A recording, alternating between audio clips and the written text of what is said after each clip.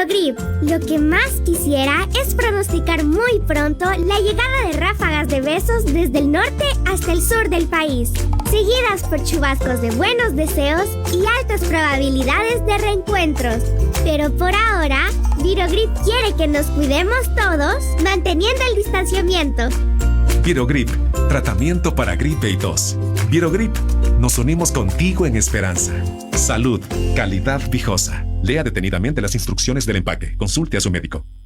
Conéctate a la red que te lleva más lejos, más rápido. Porque ahora con tus planes postpago Tigo podés conectarte con todos desde donde estés porque te dan más gigas, compartir al instante con tus redes sociales ilimitadas y llenar tu vida de energía con tus apps favoritas. Y ahora con YouTube incluido. Conéctate de verdad a todo lo que te gusta. Contrata ya desde $22.99 y sé parte de nuestra red.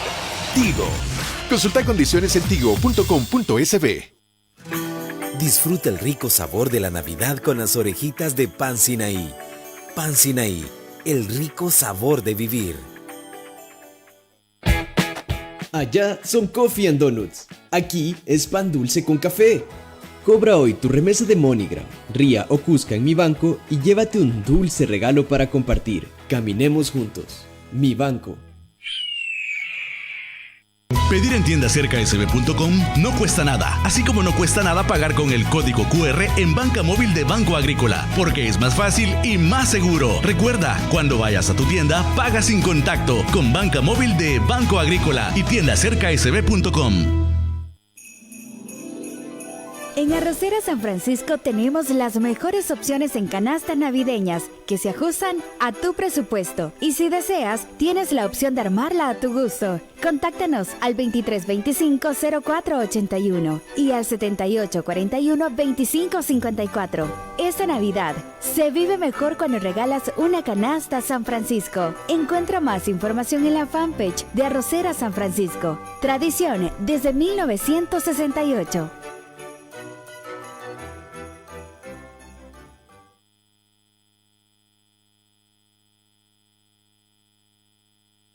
De lo mejor de la naturaleza. Trigo, semillas y la mejor receta Lido. Tortitrigo. Nuevos empaques, nuevos sabores. Original, integral y multigrano. Buenas por naturaleza. Nuevas Tortitrigo de Lido. Yo de Lido no me olvido. Ahora 3 en 1. Nueva Tortitrigo Mix. 28 paquetes surtidos. Nuevas Tortitrigo Mix. Buenas por naturaleza. Yo de Lido no me olvido. En Sears empieza la cuenta regresiva. ¿Ya preparaste tu lista de compras de Navidad?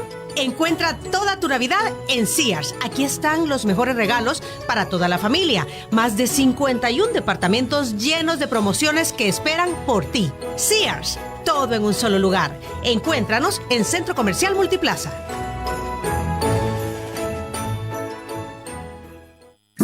En Crecer nos esforzamos para hacer tu vida más fácil. Por eso somos pioneros en ofrecerte el servicio de biometría de voz para comprobar tu sobrevivencia y la de todos nuestros pensionados. Te llamaremos para que registres tu voz y así, en adelante, harás comprobación por ti mismo con una simple llamada. Tu voz es única, por eso debes registrarla solo una vez. Es rápido, seguro y sin costos adicionales. Tu mejor decisión es crecer. Crecer es ahorro. Inversión AFP. Con Fomilenio 2 hemos introducido herramientas novedosas para promover el desarrollo de El Salvador. Con el Fondo Apuesta por Inversiones API, hemos llevado bienes y servicios a las comunidades, realizando una inversión pública de más de 74 millones, a cambio de 145.8 millones de inversión privada. Con el Organismo de Mejora Regulatoria, hemos iniciado el camino para erradicar las malas regulaciones y simplificar los trámites, reduciendo los costos por cargas administrativas hasta un 20%. Y hemos ayudado al país a lanzar los primeros 2 asocios públicos privados, uno para la ampliación de la terminal de carga del Aeropuerto Internacional San Óscar Arnulfo Romero y el segundo para la iluminación y videovigilancia de más de 140 kilómetros de carretera. Juntos estamos construyendo un mejor El Salvador. Fomilenio 2. Más inversión, menos pobreza. Denuncia ante la Corte de Cuentas actos irregulares en el manejo de fondos públicos. Accede al sitio web institucional www.cortedecuentas.gov.sb. Haz clic en el icono Denuncia Ciudadana y llena todos los espacios. Se te asignará un código para dar seguimiento a tu denuncia. Corte de Cuentas, una aliada para la transparencia, la rendición de cuentas y la prevención de la corrupción en la gestión pública.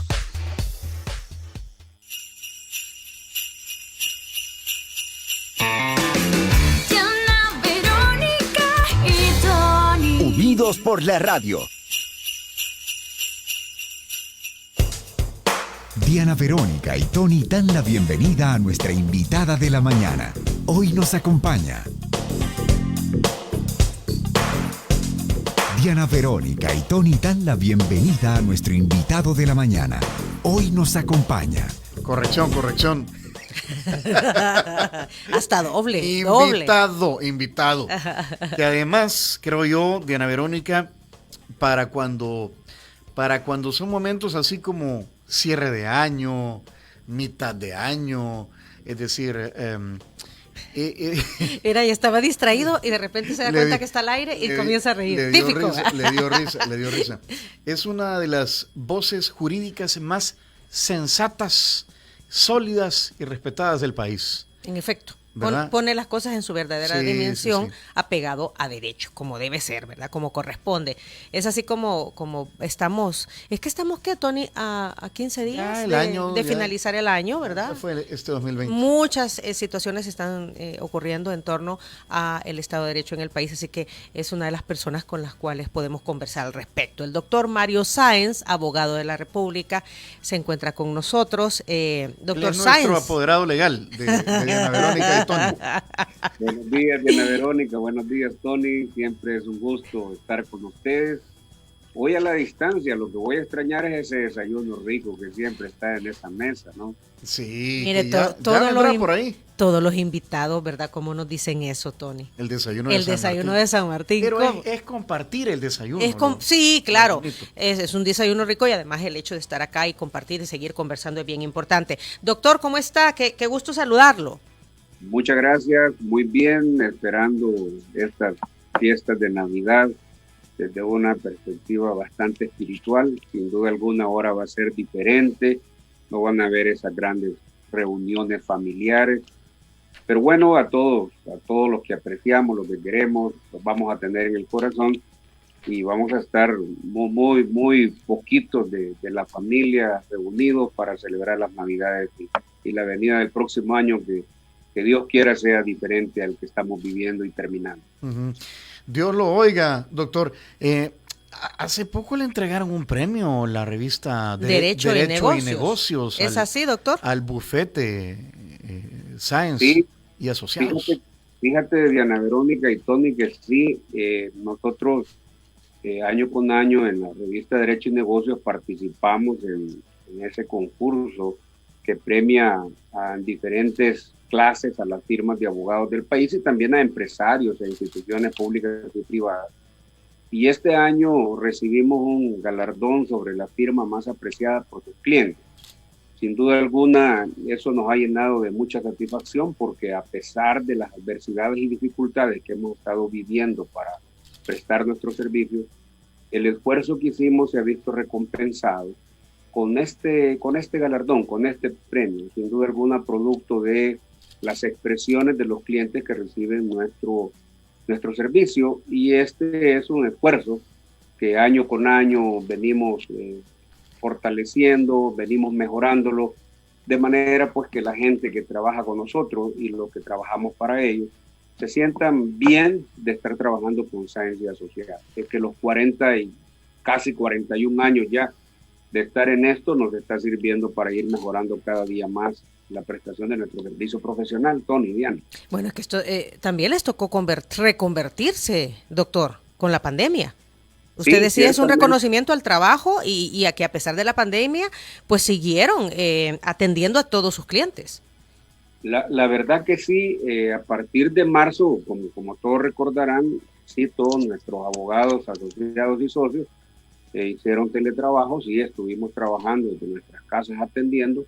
Por supuesto que los más jóvenes encontraron más habilidad para adaptarse a estas circunstancias A nosotros nos ha costado un poquito la costumbre de estar en la computadora, a distancia, por Zoom y todas estas plataformas digitales, pero desde el punto de vista empresarial sí hicimos nuestro esfuerzo, no hemos dejado de prestar nuestro servicio de forma continua. Y también, Diana Verónica, en algún momento lo conversé con ustedes en medio de la pandemia. Nosotros vimos las necesidades que se iban a tener en circunstancias como esta que producen crisis económicas, dificultades económicas. Entonces abrimos nuestro departamento económico financiero, el cual hemos tenido una receptividad muy buena. Y bueno, estamos completando un servicio legal, más allá de esto, con un servicio de carácter económico financiero. Así es que sí, en medio de la pandemia y de la crisis, hicimos un buen esfuerzo para poder satisfacer las necesidades de nuestros clientes.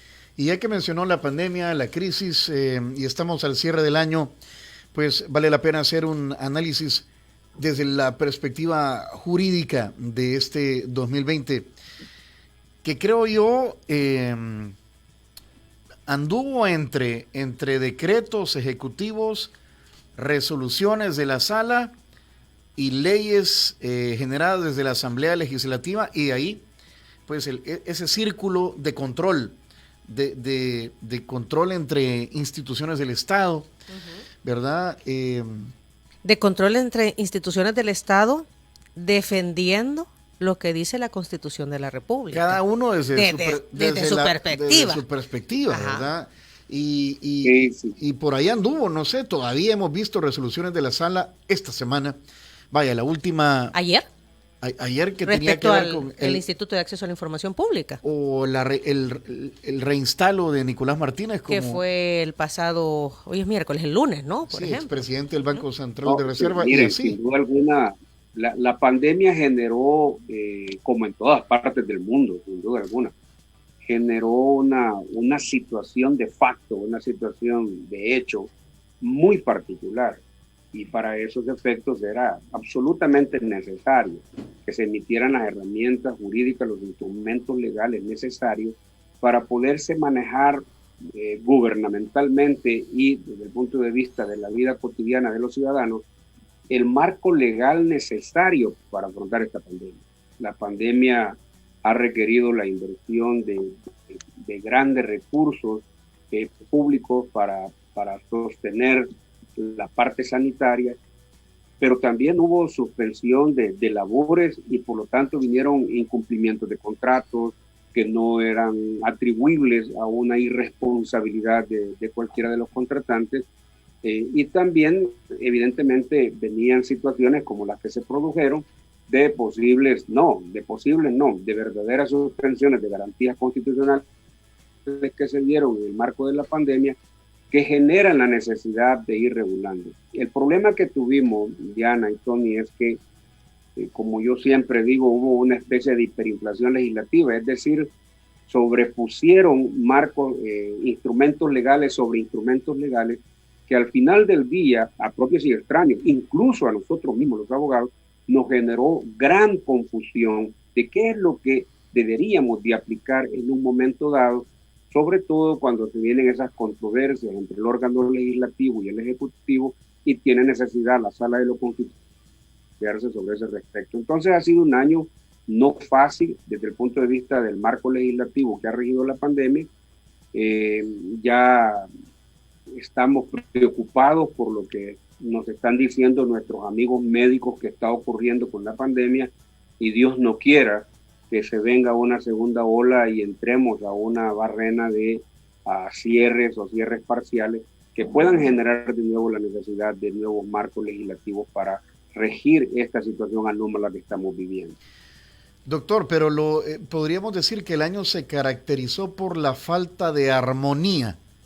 Es decir, yo cuando el presidente de la República decía en otros países el presidente tiene la potestad de tomar decisiones, todo lo que ya sabemos, yo cuando lo escuchaba, y a veces estábamos juntos, Diana Verónica, yo decía, bueno, tal vez la legislación en esos otros países se lo permite, pero aquí tiene que ir a la asamblea. O lo que pasa es que cuando el presidente anunciaba las decisiones, ya había llegado a consensos con el órgano legislativo. Así es. Exacto, entonces ya cuando llegaban estos decretos desde el Ejecutivo, ya habían sido consensuados con el Legislativo y todo se producía de manera expedita, pues mucho más rápida. Se ponían de acuerdo. Pero aquí lo que pasó es que nunca se pusieron de acuerdo y así estamos todavía. Sí, no, miren, la verdad es que es difícil a veces, como decimos los abogados, hablar del derecho comparado en medio de una crisis como esta. Otros países, sí, los presidentes, el órgano ejecutivo tiene herramientas extraordinarias para poder actuar en tiempos de crisis. Los mismos Estados Unidos tienen un sistema en donde el presidente, en casos de crisis, tiene fuertes facultades constitucionales para poder afrontar cualquier tipo de crisis, inclusive guerra. Sin embargo, pareciera ser que el punto estuvo en todo aquello que podía significar una perturbación, una violación a las garantías constitucionales de carácter individual. A partir de ese momento es que se genera la discusión en El Salvador de si había legitimidad en las medidas que estaba decretando el Ejecutivo, aun cuando desde la perspectiva sanitaria pudiera tener alguna justificación. No pierdan de vista, Tony y Diana, de que al principio, de verdad, El Salvador fue catalogado como uno de los países que mejor estaba manejando la crisis sanitaria. Eso es cierto. Porque había tomado decisiones anticipadas. Perdón, doctor, porque había tomado ciertas decisiones anticipadas que eran buenas, pues, previendo. Es correcto, Diana. Y entonces, a partir de allí, pues, hombre, todo estuvo correcto. Lo que sucede es que después, especialmente en lo que respecta a ciertos decretos que impedían ya el libre tránsito, que impedían la libre movilidad de los ciudadanos, en donde se empezó a pensar que no podía haber una circunstancia de crisis para justificar una violación de garantías constitucionales. Y eso ya está resuelto por la Sala de lo Constitucional, así es que es una discusión que se puede tener pedagógicamente, pero ya una certidumbre jurídica de la Sala consideró que muchos de esos decretos violaban garantías constitucionales y que por eso no eran legítimos. Así es que, y todo producto también de un enfrentamiento que lamentablemente sucede en unas circunstancias en las que lo que estaba demandando las necesidades de la gente era mucha prudencia, mucha coordinación y mucha colaboración entre los órganos del Estado.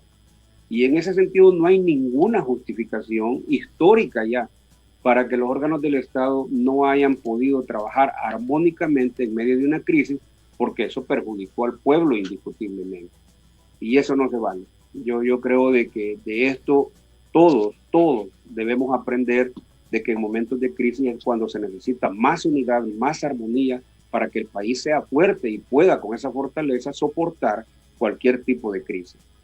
Okay. Hay que tomar decisiones, contundentes en momentos de crisis, doctor Sáenz. Y ya lo mencionaba Tony, estamos ante una situación en donde hemos bajado la guardia y esto está provocando una alza en los casos.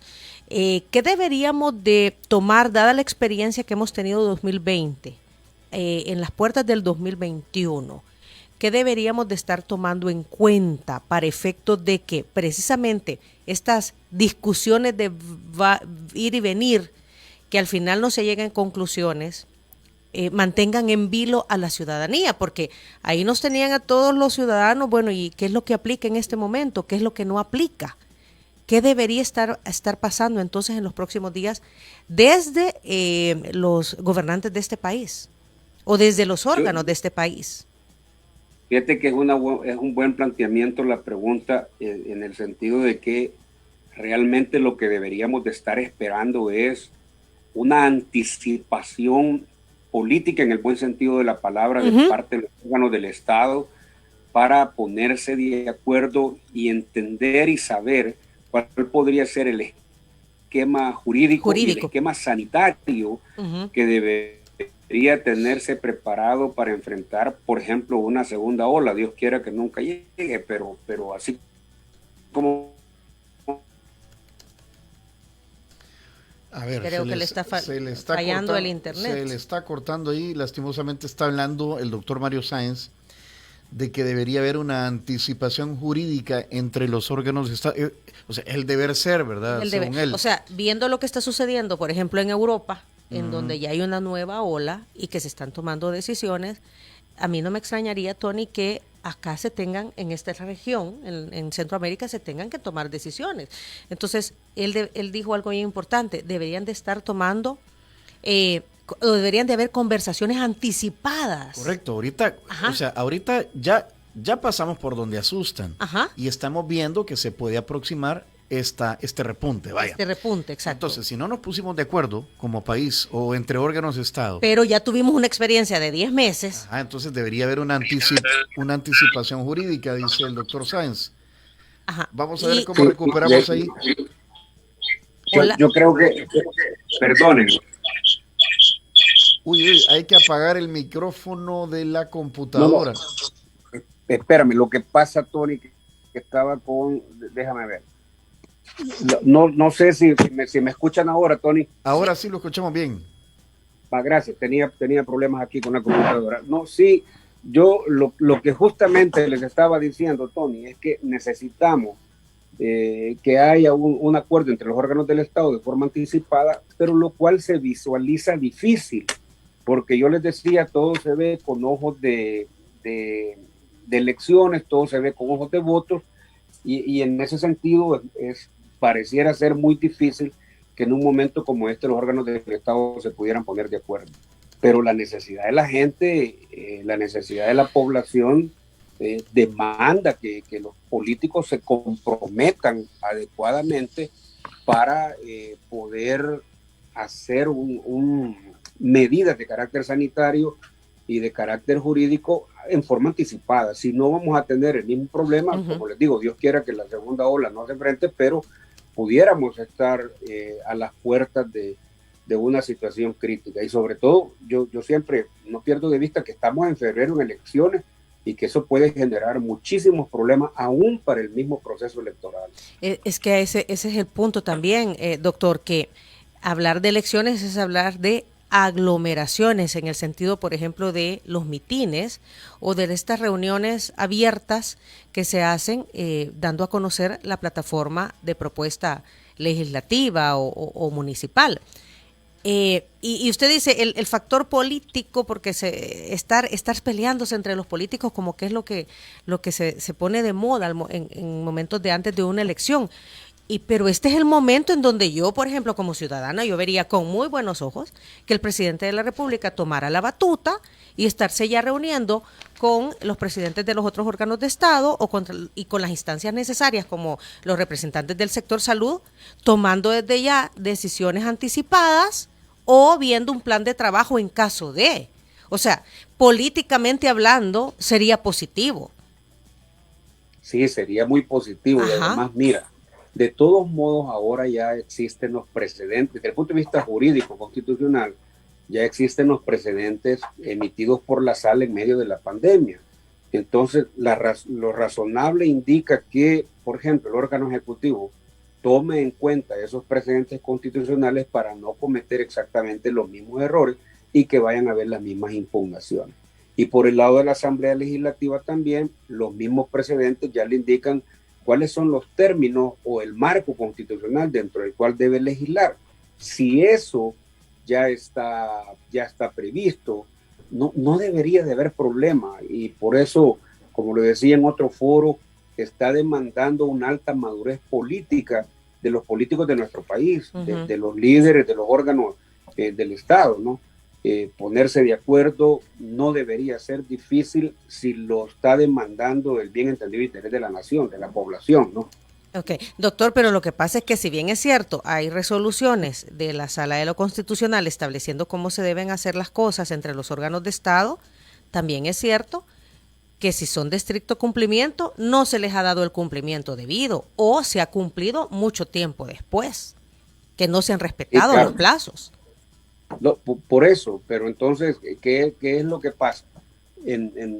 si nosotros estuviéramos viviendo en un verdadero Estado de Derecho, un genuino Estado de Derecho, no solo se trataría de que tengamos las leyes, que tengamos las órdenes judiciales, sino que también se cumplan por propios y extraños, es decir, por las entidades oficiales y por los particulares, de tal manera que si eso no se hace, siempre va a permanecer un estado de crisis, un estado de controversia que no ayuda al manejo de la crisis pandémica.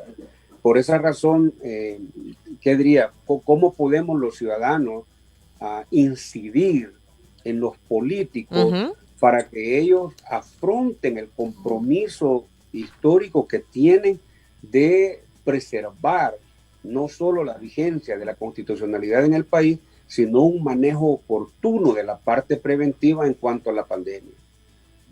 O sea, pero, vaya, ¿cómo incidimos? O sea, ¿qué? Haciendo los señalamientos. ¿Qué hacemos? Alzando la voz y dando a conocer qué es lo que debería estar pasando.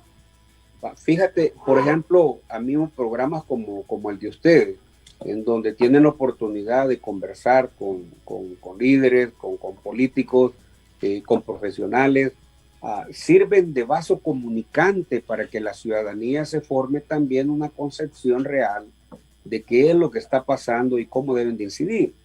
Yo creo que los medios de comunicación tienen una gran responsabilidad en esto, y es dar a conocer qué es lo que la gente está pensando, qué es lo que realmente la gente está demandando, porque eso es lo que le debería de servir a los políticos para interpretar esta necesidad de la gente, este querer y este deseo de la gente, y sobre esa base emitir leyes, emitir medidas ejecutivas que todo mundo sepa que están siendo dictadas y emitidas para beneficio de la población. Entonces, la manera que tenemos de incidir es esa. No podemos obligar, aquí no hay referéndum, aquí no hay plebiscito, aquí no hay ese tipo de cosas que de todos modos en estas circunstancias no se podrían dar, como para decir de que vamos a ir a votar para que el gobierno, la asamblea, la corte sepan qué es lo que estamos deseando. Necesitamos cada vez más hacer uso razonable y respetuoso de la libertad de expresión para poder expresarnos y decir qué es lo que la población está sintiendo en un momento como este. Doctor, acaba de mencionar dos palabras, plebiscito y referéndum, que siempre salen a bailar cuando se habla de reformas a la Constitución. Precisamente esta semana, la Constitución de 1983 cumplió 37 años de vigencia y ha tenido un par de reformas, principalmente en la época de los acuerdos de paz.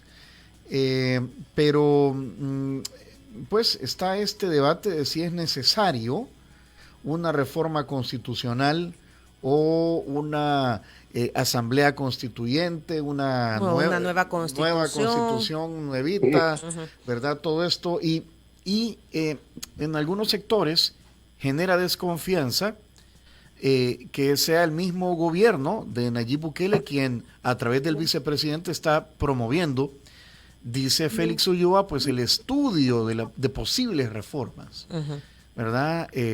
Pero otros dicen que son reformas necesarias. Necesarias debido a que se han hecho tantas reformas a la Constitución que es necesario Pero es que no son tantas, Diana. No, dicen, a eso me refiero. Porque en el tema electoral, por ejemplo, Tony, sí han habido sustanciales reformas, ¿verdad? Y así en otros temas. Entonces, pero algunos dicen, hay que estar muy pendiente porque pueda ser que a través de estas reformas o posibles reformas se pudiesen estar dando cambios para cambiar la forma de gobierno en el país. Sí.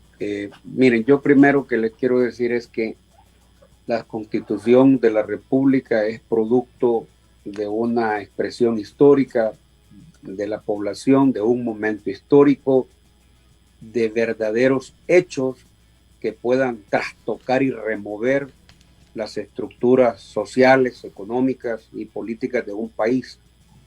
Y evidentemente la Constitución del 83 es producto de una crisis que estábamos viviendo, de la necesidad de reformar las estructuras constitucionales para dar paso a un proceso de democratización que no se había vivido, como dicen los analistas, en los últimos 50 años de aquel entonces.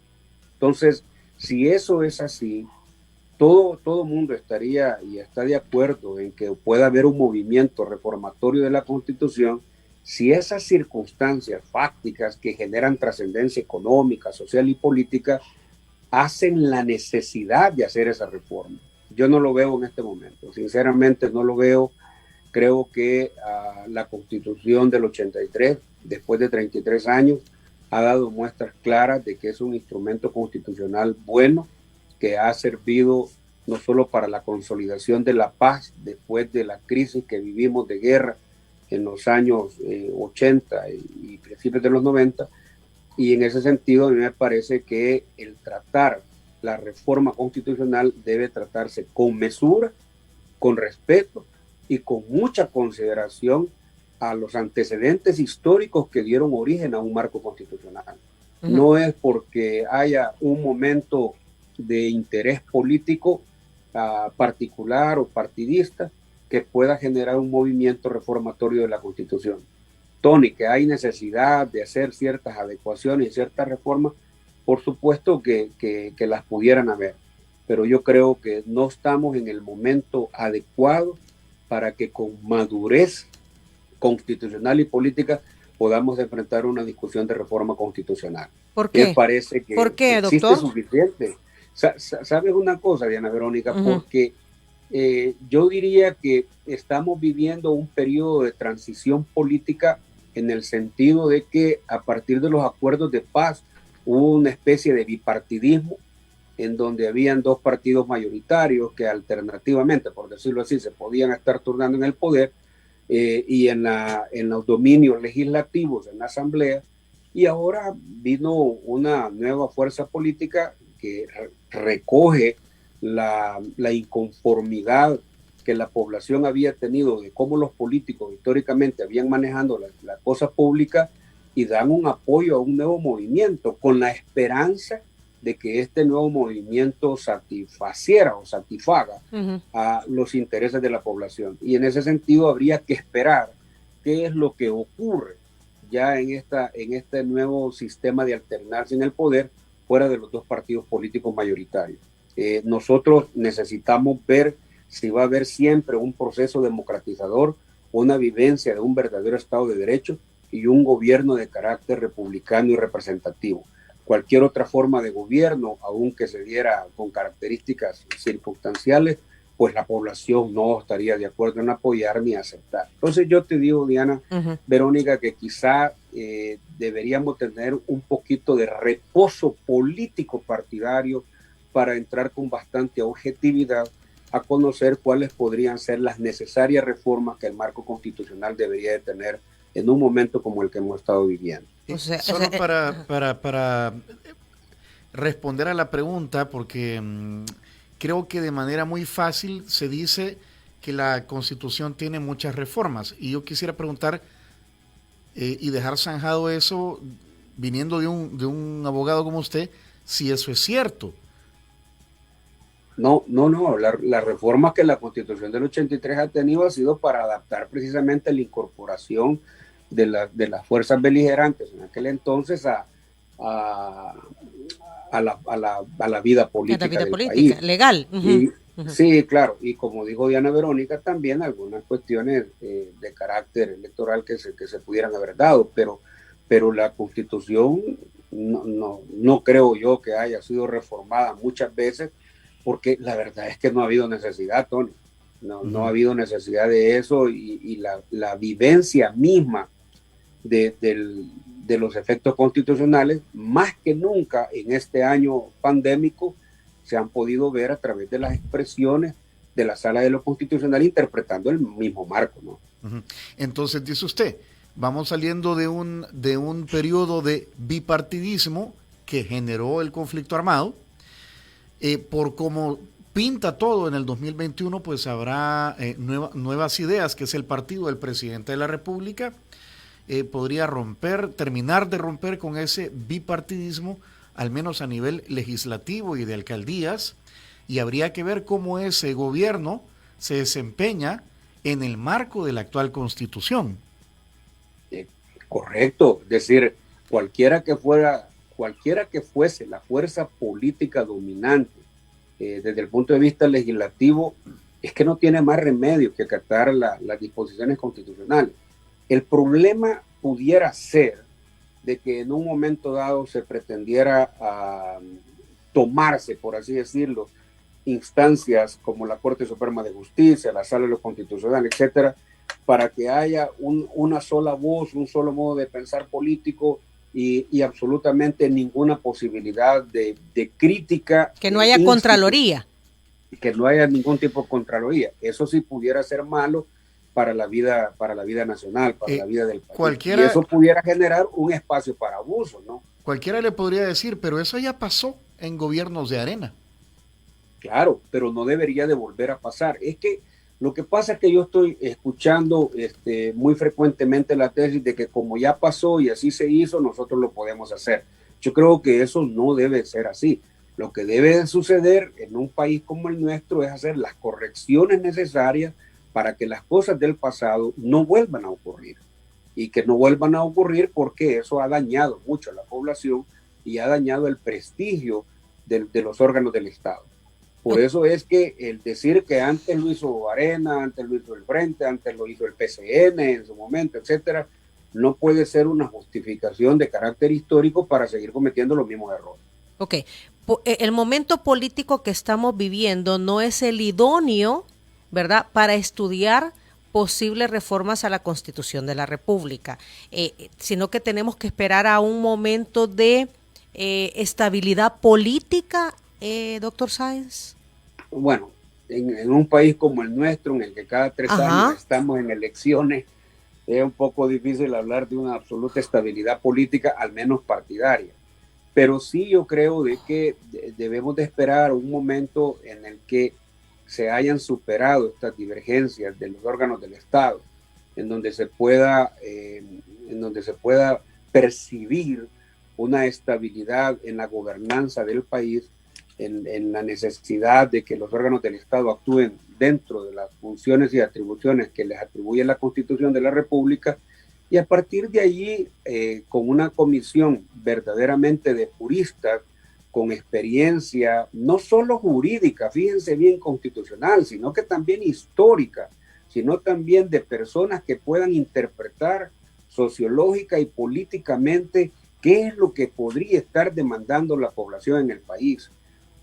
Yo creo que después de la Constitución de 1950, que es la que ha servido de base a la Constitución del 62, del 83, un movimiento como ese no ha vuelto a suceder históricamente.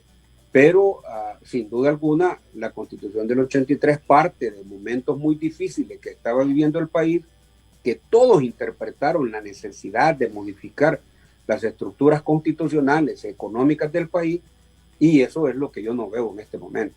Yo creo de que los basamentos constitucionales fundados sobre bases de interpretación histórica en aquel momento del 83 fueron justos, fueron legítimos para que tuviéramos este marco constitucional.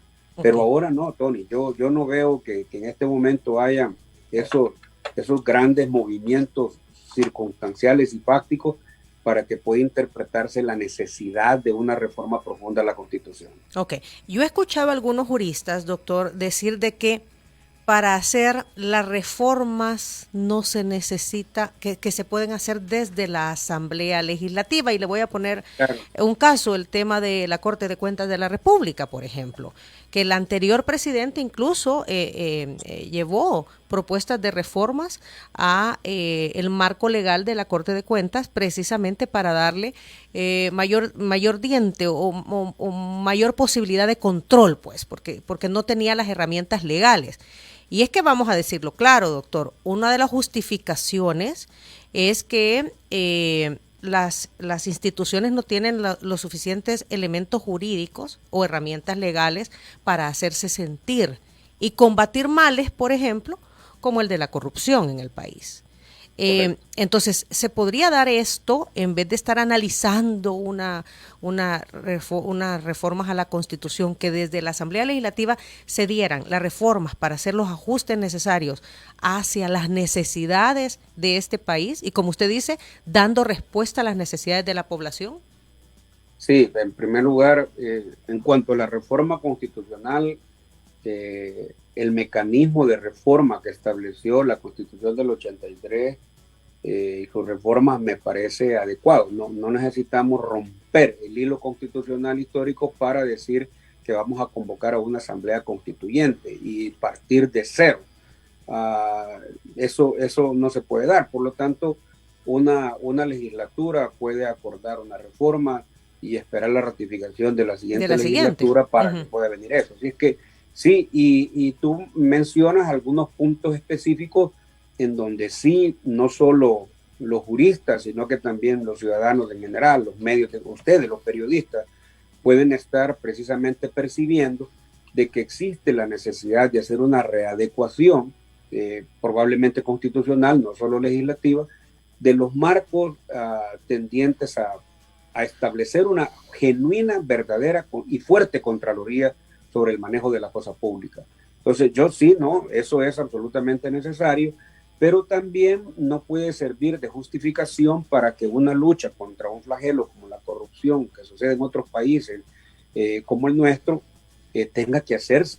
O sea, yo creo que hay suficientes herramientas jurídicas para poder prever y para poder castigar y sancionar conductas irregulares que puedan tipificarse como actos de corrupción.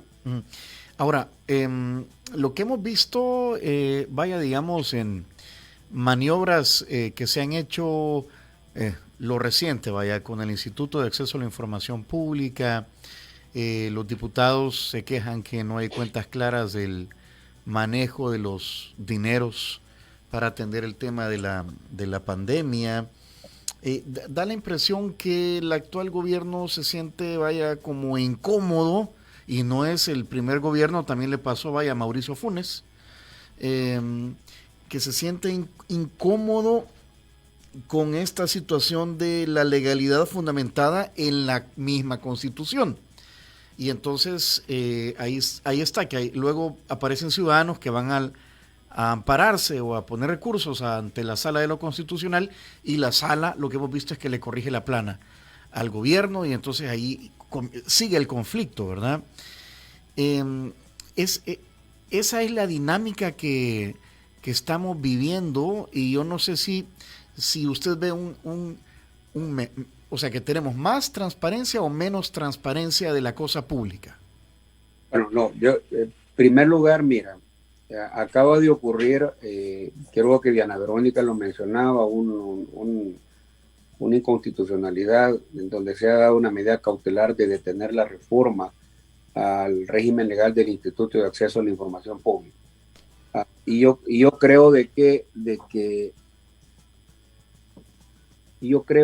eso ha sido bueno, porque una de las mejores luchas para efectos de la transparencia ha sido precisamente el Instituto de Acceso a la Información Pública. Y lo que no deberíamos de esperar, lo que no debería de suceder, es que ese instituto le quiten dientes, por así decirlo, que se vaya a convertir en un tribunal de ética gubernamental que, mientras no se reforme su ley, no tiene la suficiente fuerza como para prevenir y en un momento dado sancionar las conductas de la falta de transparencia. Por lo que uno lee en los medios de comunicación social, por lo que uno escucha y ve en la prensa escrita, radial, televisada, pareciera ser que estamos entrando a una disminución de la calificación de transparencia en el manejo de la cosa pública, y eso no es bueno. Yo creo que en eso tanto el órgano ejecutivo como el legislativo, la misma Corte, se debe tener el cuidado de respetar los parámetros que ya se han venido estableciendo de la necesidad de ser transparente. O sea, la transparencia es algo que forma parte de la democracia. Si no hay transparencia, se empieza a lesionar una parte fundamental de la democracia, porque entonces la población no sabe a ciencia cierta qué es lo que está sucediendo y cómo se está manejando la cosa pública. Y eso no puede ser, como yo digo, eso no puede suceder. Y si se hace, pues hombre, yo no quería entrar al proceso eleccionario, pero de repente pudiera venir un desencanto de las grandes aprobaciones, por ejemplo, que tiene el señor presidente, y en ese sentido ver una votación diferente de la que pudieran estar esperando. El único mecanismo que nosotros hemos tenido para poder demostrar inconformidades en el manejo de la cosa pública ha sido a través del voto. Y muchas veces se ha dicho de que el partido tal o el candidato tal ha ganado no por los programas y las plataformas electorales que había presentado, sino que porque se castigó al otro. Y eso es lo que realmente ha sucedido. Hemos castigado al que se portó mal, dándole el triunfo al otro, sin que hayamos analizado cuáles son las propuestas del manejo de la cosa pública que se están haciendo. Entonces, Tony, sí pudiera haber una disminución en la transparencia con la que se han manejado las cosas, y eso creo que debe corregirse lo más pronto posible. O sea, deberíamos de estar exigiendo como ciudadanía que la transparencia en realidad sea una de las promesas principales de la campaña política de cara a un nuevo proceso electoral, es lo que nos está queriendo decir el doctor. Creo que todos sin excepción, los partidos políticos, sin excepción alguna, deberían de comprometerse, pero deberían de comprometerse en exceso, digamos, a respetar y a fomentar la transparencia en el manejo de la cosa pública en el futuro. De lo contrario, pudiéramos estar cayendo en una situación en la que, bueno, algún ciudadano puede decir, eso no me daña a mí, le daña a los políticos, y perder interés en el manejo de estos asuntos. Yo creo de que debe de haber un compromiso, y ojalá que hubiera un compromiso público de todos los partidos políticos y de los candidatos que llevan a la Asamblea Legislativa para comprometerse para mantener un sentido de transparencia adecuado. Es que yo me acuerdo, Tony, doctor, que aquí siempre antes de una campaña o durante la campaña se firman estos famosos pactos. El pacto, por ejemplo, de no agresión en la campaña política, de manejar un debate de altura. Pero eso es para la foto. Ajá, por eso. Y también se firman pactos de combate a la corrupción y de compromiso con la transparencia. Y sucede un poco, pues, también con el tema de voy a respetar la Constitución de la República, pero entre el deber ser y lo que vemos y el hacer, entonces la cosa cambia. Y lo cual es una lástima, y por eso es que bueno, hay muchos candidatos a diputados jóvenes. Ojalá que todos estos jóvenes que se han incorporado a la política traigan una mentalidad diferente, nueva, renovada, para entender que no se pueden seguir manejando las cosas igual a como se ha hecho. Y no quiere decir que en el pasado todo ha sido malo. Han habido cosas muy buenas desde los tiempos del general Martínez a la fecha. No se puede decir que todo lo que ha sucedido en los gobiernos ha sido malo. Hay muchas obras, muchas herramientas institucionales que se han emitido, etcétera, que han sido buenas. Pero evidentemente la población es sabia, la población, el más humilde de los ciudadanos de este país, analfabeta incluso, sabe exactamente qué es lo que está pasando. Y en ese sentido, yo creo de que esta gente debe entrar con una mentalidad distinta. De lo contrario, vamos a echar a perder un esfuerzo que se dio en 1992, toda la lucha y las vidas que se perdieron en la época del conflicto, y no habrán servido para nada. Y eso no se vale políticamente, y no se justifica que al país se le haga un daño como ese.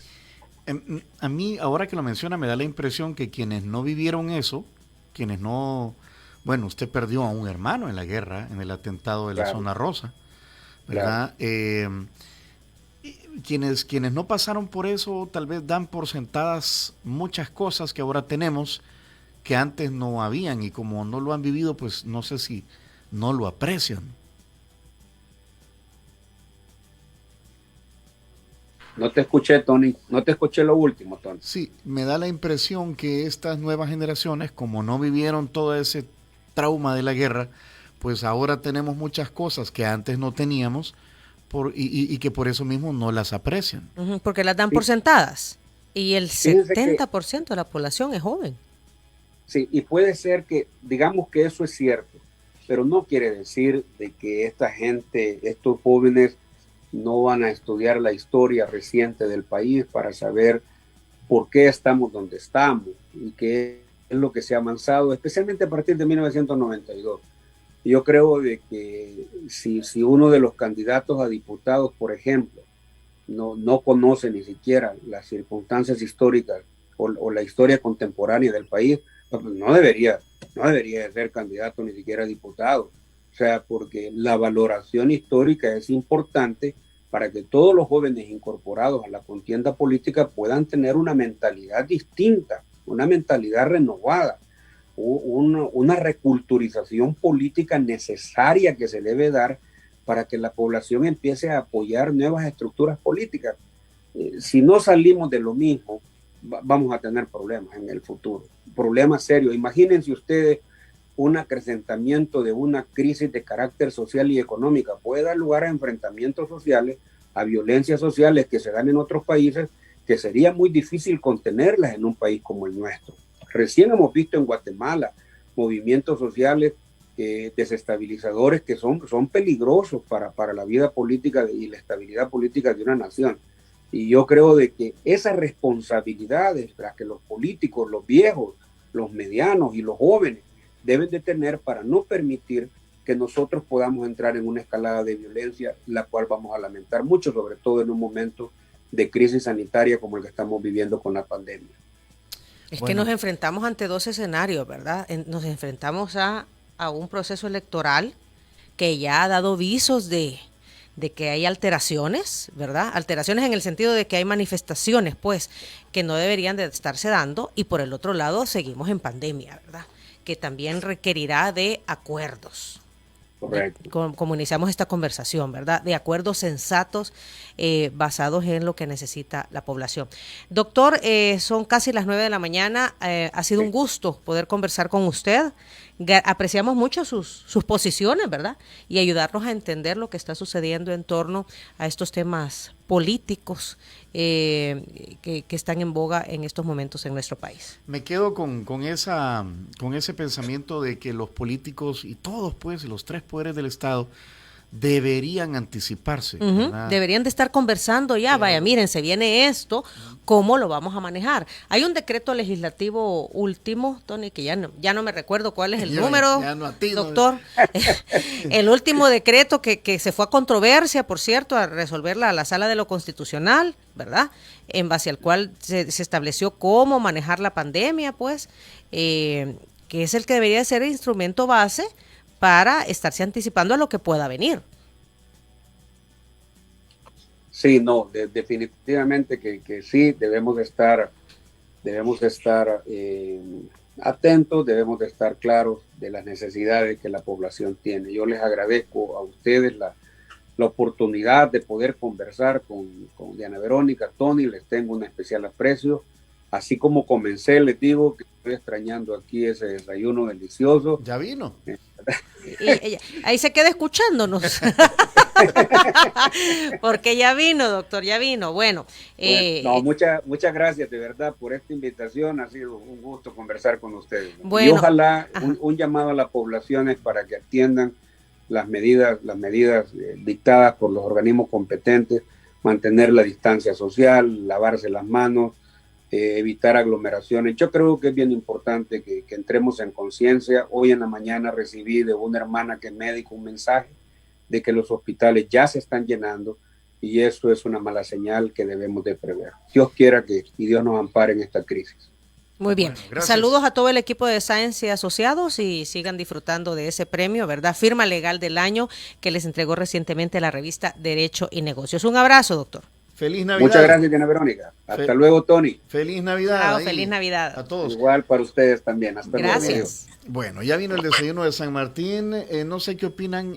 Ya que no está Emerson, le podemos dar descanso al al poeta del sabor. No, pero nos tiene que dar el plato del día, Tony. Bueno, ni modo. Pero él es el responsable, esa es su sección, vaya, ¿verdad? entonces, la recomendación del día de San Martín. ¿Has escuchado tú el sabor de la palabra, Carlitos? Fíjense que no, pero ya me contaron y me siento deseoso de escuchar al juglar del sabor. Al juglar del sabor. Pues entonces proceda, Eduardo Denis.